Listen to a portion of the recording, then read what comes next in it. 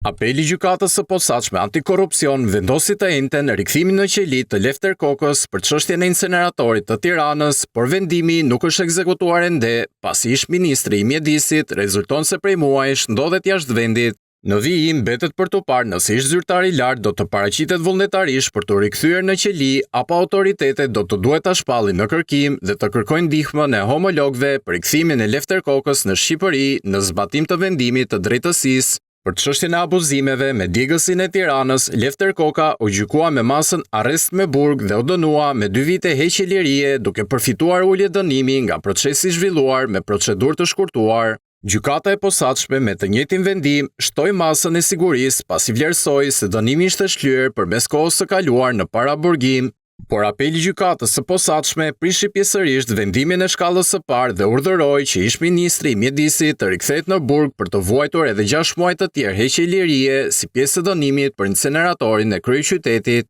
Sipas PAK, ish ministri dhe zyrtar të tjerë shpërdoruan detyrën gjatë lidhjes së kontratës së koncesionit të gushit 2017 për ndërtimin e impiantit në Sharr me një kosto prej 128.2 milion euro. Hetimi provoi se shoqëria e biznesmenit Klodian Zoto u ndihmua në të gjitha procedurat nga zyrtarët e Ministrisë së Mjedisit për të shpallur fituese e projektit. Lefter Koka u lirua dhjetorin e kaluar pas gati 4 viteve në qeli ku përballë dhe u dënua me akuza për korrupsion, pastrim parash dhe shpërdorim detyre në projektet e inceneratorëve në Tiranë, Fier dhe Elbasan.